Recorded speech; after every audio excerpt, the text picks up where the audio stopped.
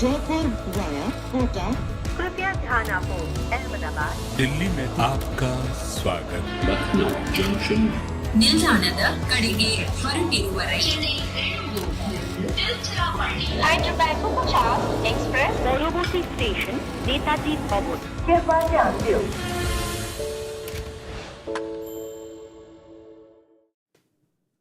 Hello and welcome. You're watching Cricbuzz Live. This is a lovely Monday evening. Well, it is now. It's been a pretty average day, isn't it? It's Monday doing Monday things. I'm Gaurav Kapur, and with me, I've got Simon. Where's my checks? Doull. I like it. Good. Very nice. Nice. And we have Adam Diego Maradona. Yeah. Gilchrist. You're in there. Can we Messi or Maradona? What do you reckon? Well, you can choose. I like it. Yeah? You guys look fantastic in We're colour more plus outfits are Top we're notch. more in the Maradona era, or Yeah. I think we're slightly more in the we're more Maradona era. We're all Maradona. Maradona era. Yeah. We're a bit of Messi era as well, but we are more hand of Yeah. God. But I reckon you're slightly more RR tonight with the pink. With the pink, I've got a little blue in Or the pink is as it well. blue or a greeny aqua? So- I'm a bit more Mumbai with the blue. But I'm very confused. You are hedging I'm your very bets, aren't you? confused. We've balanced it up nicely. Yeah. There's no idea what's going on. No, it's not a No good idea. He's just hedging his bets. But you know Can't what? pick it. I don't blame you because it's a tough one to call today. Yes, one team is absolute. Before everybody says, oh, you're pandering to the Mumbai crowd. No. Listen, absolutely. When you look at these teams, when you look at them on the points table, yes, Rajasthan is running away with it, seemingly. But this Mumbai team, when it gets it together, and they have in a few games, they definitely have the potential to derail Rajasthan today. Well, they just look a very strong side when they get it right. Batting first, probably their strength, putting runs on the board, allowing their bowlers to get the job done. But Rajasthan are they're a team that has every base covered. Yeah. I think a couple of players slightly out of form, but they're being carried through by everyone else. So, yeah, it's a tough one to pick. What happens though, Gilly? I just want to ask you, we're just digressing a little bit, but a team that looks so strong, right, on paper, you've been part of teams that have looked strong on paper and that have converted, right, to performances on the field for so many years. What happens sometimes when that just doesn't come together? Is there something that you can kind of put your finger on? It happened in the very first IPL. Without doubt, 2008, we were one of the favourites with the list that was assembled from the initial auction. You know, we had a young Rohit, we had Herschel Gibbs, we had Andrew Simons, was the most expensive overseas player, I think, at the time. We had a nice blend of experience and youth. And Shahid Afridi? Shahid Afridi, Scott Styris, really handy all-round cricketer. So we were tagged as one of the favourites, and we finished dead last. 2 wins in the whole tournament. I can tell you what happened. We got there and we spoke and thought about everything that all franchises in the cricketing world were talking about, how this great coming together of cricket cultures and nationalities, and we're going to be able to learn off each other and, you know, it'd be really interesting. We got there and we sort of spoke about that but didn't live it. Okay. We didn't engage truly, and I remember reflecting well too late at the back end of the season and thinking about the change room. And there was too often, you know, a few Aussies and the Kiwi and the New Zealander there and the Indian boys over there, and then we had a couple of Sri Lankans as well, and like we just hadn't come together. So that was the first thing we addressed before the next IPL. The first day we came together in South Africa wasn't nets or planning for the opponent. I think KKR was our first opponent that year, but we didn't sit down. We had what was called a cultural appreciation day, where we had someone come in and sit us all in a room and we all learn about each other. Brilliant. Wow. We got up and had to talk about where we were from, what your parents did for work, what siblings you got. Love it. Tell us a bit about yourself. So, and some of these young Indian kids, and I get the sort of hierarchical structure that they don't often have to get up in front of their seniors and speak openly, and it was unreal. Did Scott Styris say he was from New Zealand or Australia? I know, we all ignored what Scotty said. I was just going to say. But we all walked out. And the other thing we did, we came up with what we learned about each other, and we came up with a philosophy of our team culture. Wow. And we wrote, some key words up. And you could do that in a marketing course 101 or business leadership, but until you've lived it and stood up and sort of, for want of a better term, revealed yourself, Yeah. exposed yourself and your vulnerabilities to each other, you don't learn about each other, and that bound us together really nicely. I love that story because that might just be the differentiating factor between the two teams that are playing today, right? There's a word I use a lot in Hindi. It's called mahol. Mahol basically means the atmosphere, loosely translated means what's the mood, what's the Mood in the atmosphere, camp. right? What's that intangible that just brings everyone together? And that's the thing that we've seen it play out. I don't want to talk about that anymore, but we've seen that play out with Mumbai, just with their fans, within their team, with everything. And on the flip side, I want to talk about how it's all coming together so nicely for Rajasthan. This mahal, I know you like using Hindi terms. The mahal is just amazing. I think you look at those franchises, that Chennai's probably another one. Rajasthan have always, I think, been one that has just been that family. They've probably embraced it more than anyone. They were one of the early ones to get a female academy going, to get young academies going, to make sure that Rajasthan Royals were a family and a brand. The first IPL. The flip side, they were the least rated team, weren't they? Yeah, correct. And Warney came in got and them worked together, magic. didn't he? So I think that's one of the big things with Rajasthan. You kind of think from the top down, they're a very evenly sort of mood franchise, for want of a better term. They just, nothing really gets them up or down too much. Sanga's very much like that as well. Yeah, Stephen Fleming's very much like that. So you think about the hierarchy down, you probably got the right mix. Yeah, we're also talking. I used to say that a lot about GT in the first 2 years that they had, had that kind of thing. And I saw it up front when I was doing a podcast with them, and I saw it. And you can tell that it's that little X factor that makes a team win. And I guess that's what worked with Gilly as well when Deccan Chargers won it in the second year. So you moved from 10 to 1. Let's see, which team was 10 last year? Everyone's looking at me because I said they probably won't make it to the playoffs. So I've got a lot of people saying, what did you say about Hyderabad again? What did you say about Hyderabad again? Yeah. Well, anyway, today we're talking about Rajasthan and Mumbai. Gilly just said a very interesting thing. Dooley just said a very interesting... They both say interesting things, but this particular one was Dooley. First time. I'm off the mark for the season. About time you got on the board. I know. But he said something about Mumbai batting first, right? Mumbai batting first has been their strength. Rajasthan, of course, chasing has been magical. We saw that with Joss Butler. But Mumbai's won the toss and chosen to bat. So Brilliant. there you go. I love that. To me, Gilly, that's their strength because if they have such power, take any pressure away from a chase and just put runs on the board. With that batting lineup, they can destroy a side. Intimidate. They're intimidatory, that lineup. Absolutely. And they flex their muscles against Delhi. Yep. It was game over. Yep. They've another one of their wins was a bat first, wasn't it? Where they scraped over against Punjab, was it? But still, bat first. Yeah, I think so. The argument might be go against that because you're playing into Rajasthan's strength. Focus on your own game. Yeah. Eyes in. Don't go looking out. Yeah, and I like that. That's attacking because we were discussing this before, saying a defensive team would say, "Oh, I don't want to give in. I don't want to let the opponent play to their strength, so I'm going to do reverse of mine." But that's fine. You back your own strength. That's an attacking team. So that's a good first move from Mumbai. Yeah, and I think you think about Jasprit Bumrah and how good he's been. We'll get to him later, I'm sure. But you're almost chasing in 17 and a half, maybe 18 overs, because he's going to bowl at least 2 brilliant overs at the back end or at the front. So you're kind of chasing a target in maybe 17 and a half to 18 if you take his 4 overs that are probably going to go for 24, 25 out of the equation. So he'll probably go for 50 tonight. But, but that's kind of how you look at it from a Mumbai point of view. Put them on the board and then bring your bowling attack into it. Who can do this? Well, these guys can. When you look down that little roll call, this of course is their batting 11, and everyone's been getting runs. I mean, Rohit Sharma, Ishan Kishan, Surya Kumar Yadav, Tilak Verma, Hardik, yes, the captain. Hardik needs to jump in. Tim David. Then they've got Nehal Vadera, Mohammad Nabi, Piyush Chawla, Gerald Coetzee, Jasprit Bumrah. So there is no Akash Madwal.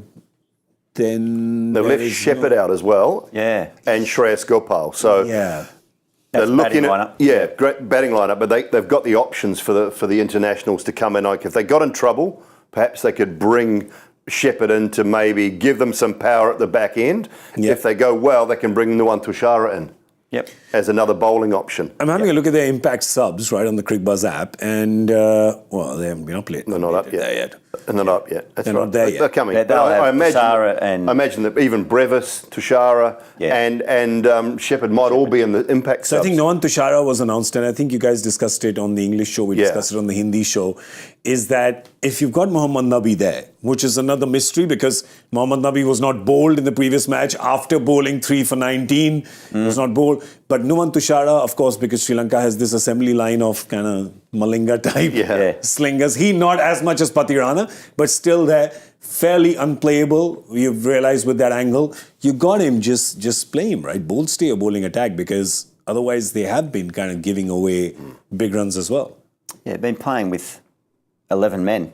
Now you might be going, well, that's what every team does in cricket, don't you? Yeah. But not now. You have 12 men. No, you have 12, But yeah. they've been limiting their resource, haven't they, by not batting or bowling Mohammad Nabi. Yeah. So, and he remains in the starting lineup, so maybe that's an indication that they might look to get more out of him.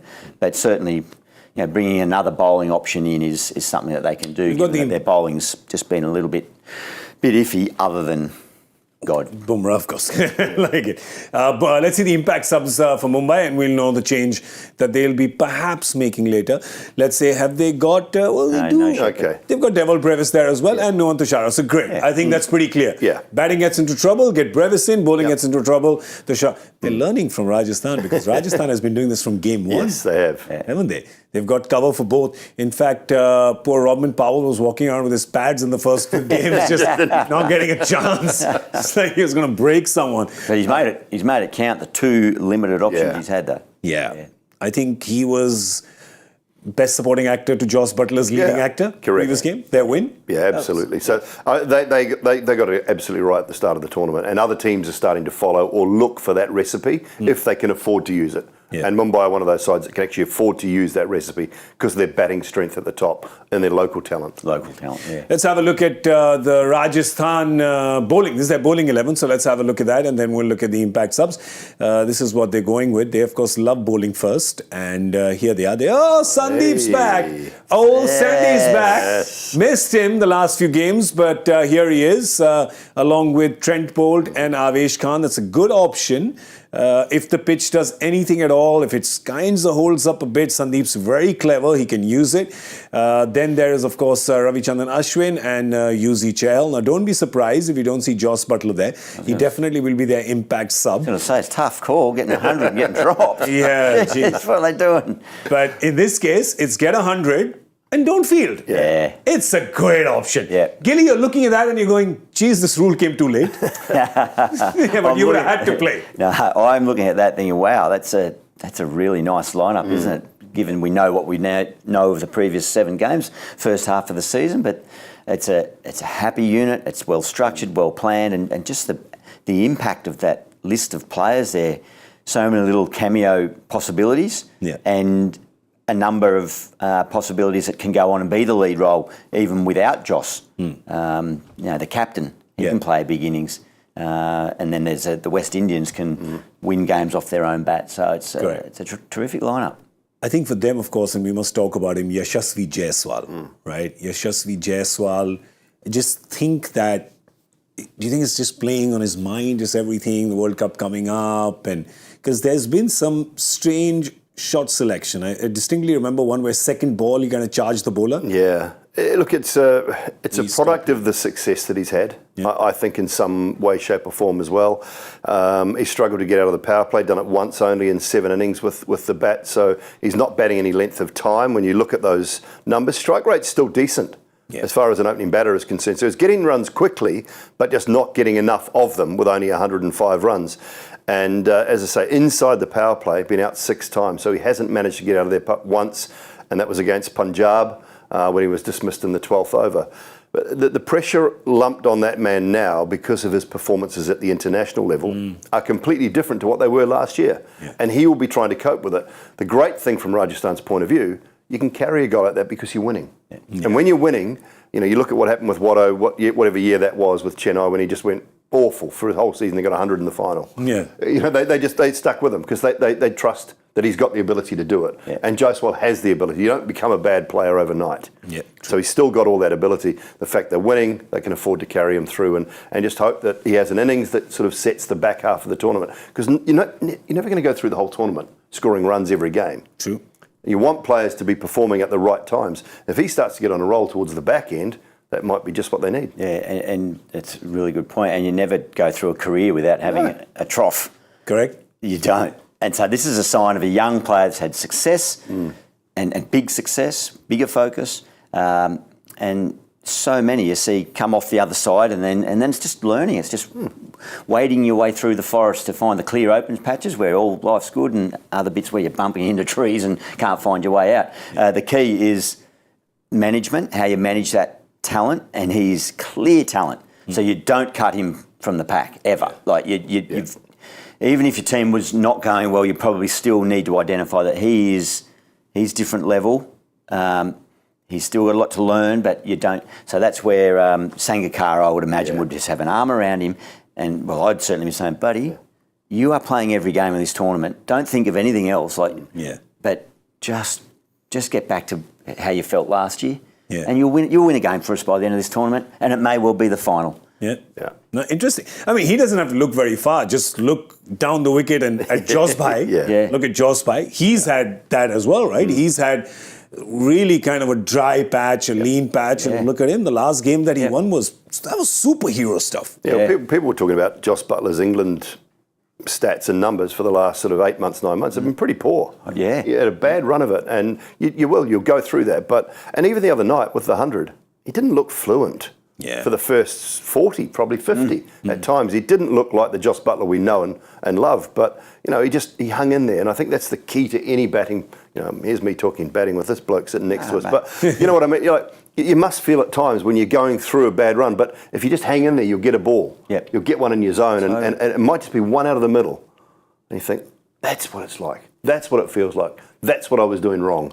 Yeah, there was, of course, we're talking about Jos Buttler and Jos Buttler winning the game for them with that brilliant 100 against the Knight Riders.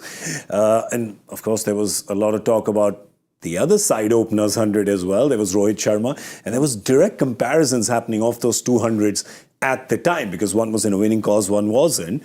But I don't think too many people were looking at the fact that he got supporting acts, Jos did, whereas kind of Rohit got a few breaks almost, like there were emergency breaks applied when that innings was going. It's a small thing perhaps, but 7-8 balls, 2 overs, the momentum breaks. And you need someone to just unleash that, like old Rodman did for Jos. Yeah, that's right. If you look at the two scorecards from those two innings, Mumbai v Chennai, where Rohit gets that 100, and then the other night Jos and KKR, they're almost identical the way the scores match up. Little 20 off whatever that Ishan Kishan got, and that was a similar from Jaiswal, and so, but. Yeah, it is those little supporting and the impact at the time. And certainly Tim David tried, but perhaps he came in too late in that chase against Chennai. Hardik did just stall it, applied the brakes, didn't intend to, didn't mean to, but that's the reality. And that ended up, that little passage is probably what cost them. But it's an interesting thought process too, and might be worth discussing about Rohit's evolution as a player, particularly given he's going to be coming out soon and having a hit. His numbers across the IPL in recent years weren't fantastic, but look at that top line there. That's this year, 7 matches. He is doing everything that the modern, the more recent T20 and certainly IPL discussion is about. Strike rate, bang. Up, way up than anything else he's had. There's rocket fuel on it, Absolutely. So they're really impressive numbers. So he's on track to get a 500 run year at least, which he hasn't had since, 2012, 13 or 12 or something like that.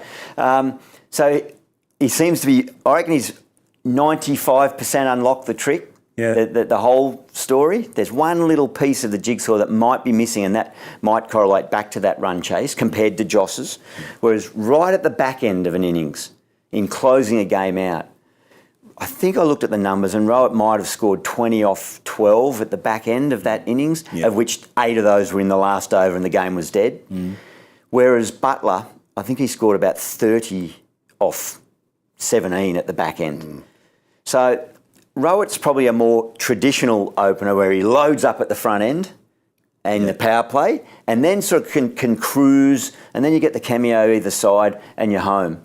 Whereas Butler is a bit more, and maybe I think you made the point, wasn't it, about the experience he had in the middle order? Through the middle order. And when Joss has batted in ODIs early days, he was batting at 5-6 and learnt how to finish games. Yeah. I mean, how often have we seen Rohit there at the back end of the innings anyway? Yeah. When you look at those numbers, you probably haven't. Yep. You know, that was only his second 100. Yeah. So has he evolved enough to hit sixes at will at the back end of a game rather than at the start of the game, which is what Jos Buttler can do? Yeah. And what the more, as Gilly said, the sort of modern day player can do. It's probably just the only thing he's missing. But when you don't have those opportunities or the experience in that position, it's incredibly difficult to do. It correlates to me. I can really resonate with that comment. In my 50-over career, I wouldn't have a clue how to close a game out in the last 5 overs because I was out. I was out long before that. But my job was to load up at the top and keep going. You know, and if you're a casualty along the way, you know, Michael Bevan had come in, he'd eat that up, or Roy, or all those guys at the back end, Huss, that was their bread and butter. So now it's much more condensed into 20 overs. So the true modern day T20 player can go through the gears right through the 20 overs. So maybe that's just that little piece for Rohit to develop, and got no doubt he can do it because he's still talented enough and skillful enough. Yeah, he's never played too much at the back end, and he's never needed to play because remember they had that strong engine room in all the years they won. They're the Pandya brothers and Karen Pollard. So when you've got the three of them, you're not really playing much in the end. You don't even need to because you've got some of the best finishers in the business. And his six hitting, yes, all front loaded, and his six hitting's pretty decent, you'd say. He's second highest on the list of most sixes hit in the IPL. Just behind a certain Chris Gale. I'm sure you remember him and his sixes. One of them may have hit you on your head if you ever went to watch an IPL game. So Rohit can hit those as well. But the way he's playing, and I just want to bring this back to kind of close this discussion because he said that when he was playing for India as well. He said, this is what I'm going to do. I'm going to throw rocket fuel on that initial power play. And he did that in this World Cup. 50 overs, yes, and this is 20 overs, but he does that so well, and I think he's kind of spilt that attitude over into this. It's allowed by this beautiful batting order you have. You've got so many safety nets behind you that you don't really need to worry, and it's helped by that. So this is almost the Rohit 2.0 we saw in the World Cup. We're kind of seeing that this season as well. And he has absolutely zero to prove to anyone.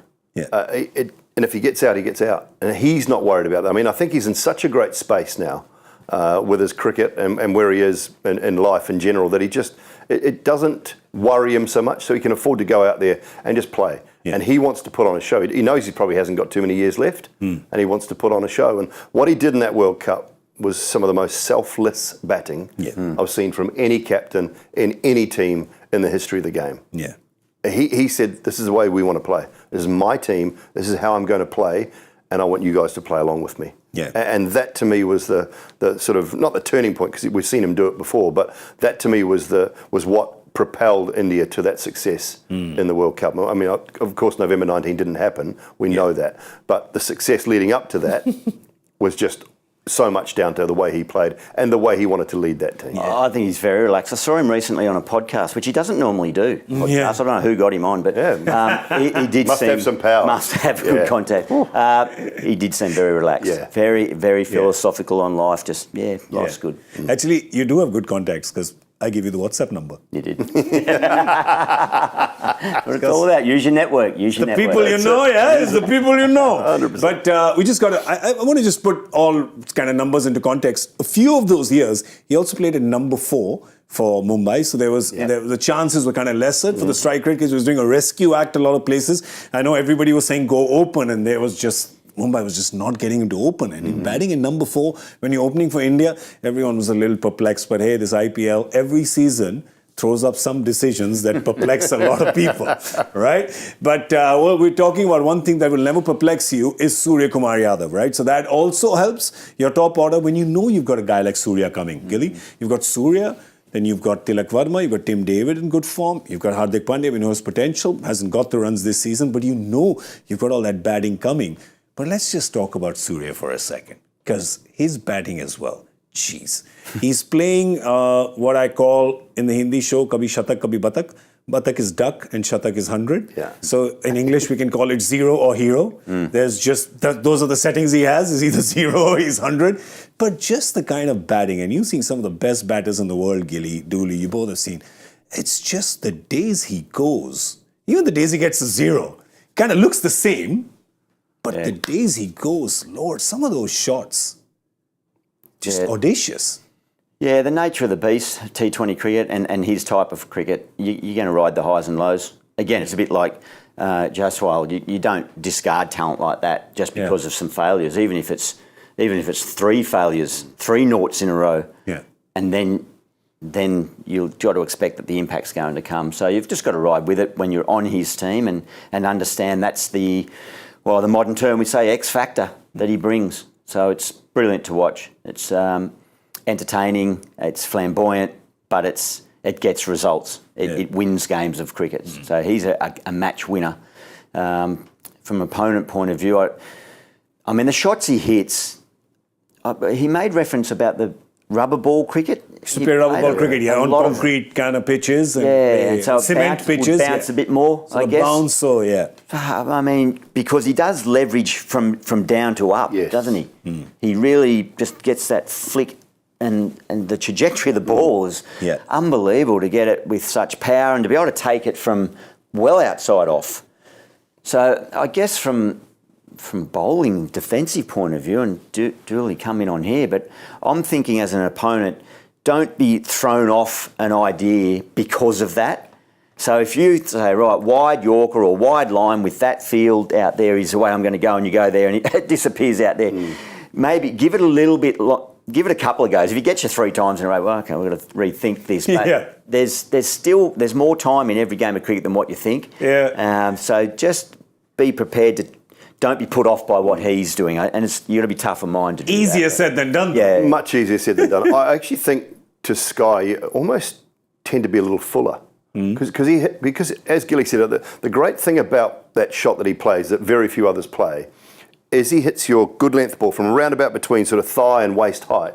He just hits it from down to up. Yeah. He has no interest in hitting 4. Yeah. So if you're bowling sort of that 4th stump line, even off stump line, he's just going to go like that. A lot of guys will try and hit that down the ground, but he flicks it from down to up. So I'm almost tempted to say as a bowling unit, we've got to go fuller. We've got to make him drive. Yeah. We've got to make him hit the ball through the covers, which he is good at. I have no issue with that. But just take that slightly back of a length ball away from him and go a little bit fuller, set the field accordingly, and try and make him hit down the ground. And see whether he is as powerful, as comfortable, continually hitting the ball down the ground. And if he wants to change and go across and try and lap and scoop, so be it. But don't be discouraged with your good balls going for 4, if that's your plan. I love that line. He's not interested in hitting 4s. He is. It's like 4's the cheap option for him. It's 6 or bust. And that's what he does. There's another guy with a really large heart on the other side who's going to be bowling first, and there's Ravichandran Ashwin. Now, the interesting thing is, while Chahal is getting all the wickets, Ashwin has not been getting the wickets. Well, I should make that singular, right? He's First game. The wicket. He's just got the wicket. 1, Marcus Stoinis, which is really strange after all these games. Remember, there was I think 1 or 2 games that he didn't play in the middle, but otherwise he's played all the games, and he's been going for runs as well. When you see him going for runs, actually, and we studied these before, Gilly, he's still going at the rate the game's going at. Yeah. Right? So it's not like he's gone at 15 in the games, it's been a 200 game. So he's going at the same rate that everything is going at.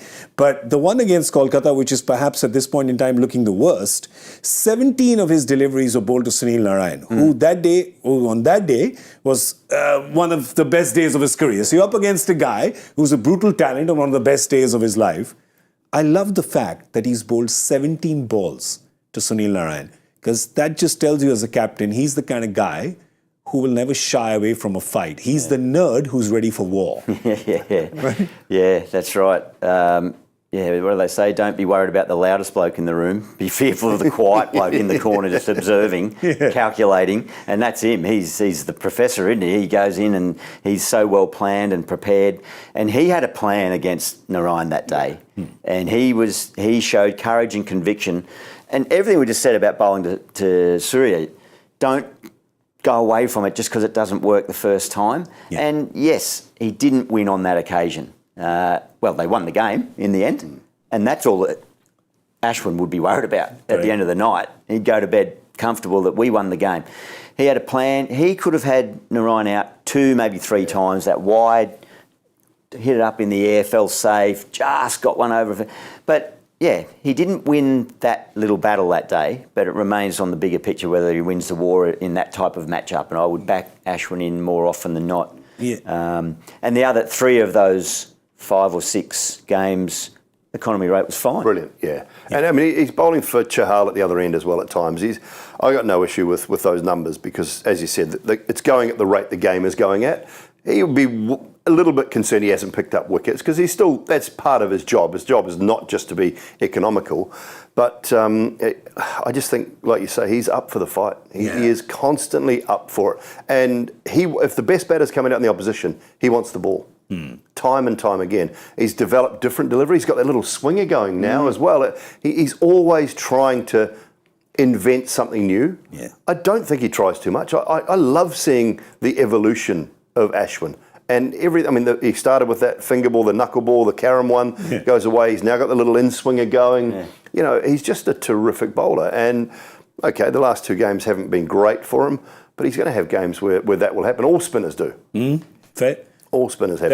I distinctly remember there was one season, perhaps 15 or 16, where I think he went the whole season without bowling the traditional off-break delivery even once. I remember asking him, I said, are you a leg spinner now? Because I've not seen you. But that's just the kind of guy he is. And every captain, and there's a captain here of an IPL team who will tell you every captain wants a player like that, pretty much, right? You want them in your team. They're never running away from the battle. Yeah. There's one thing that we're always running away from, and that's the joy factor question. We don't like it. We don't want it. But we have to have it. Because some of you want to be all Ravichandran Ashwin about it, right? So we've got it for you. Who's the only player to have twice taken 6 wickets in T20I matches? T20I, so just internationals? Or T20 matches? T20 internationals. Internationals. Oh, that I don't know, one. I got my eye on that eye. It's telling you something. Yeah, so don't think IPL. Yeah. No, can't think of one. Do you know it? Do you know the answer? I don't know the answer, but I've got a little inkling that. Give us a clue. Give us his zodiac sign. I had a feeling they wouldn't have played in this tournament. They might have played in a tournament that was held here a month or so ago. I don't know. I'm trying to think. I like that clue. Or lock it.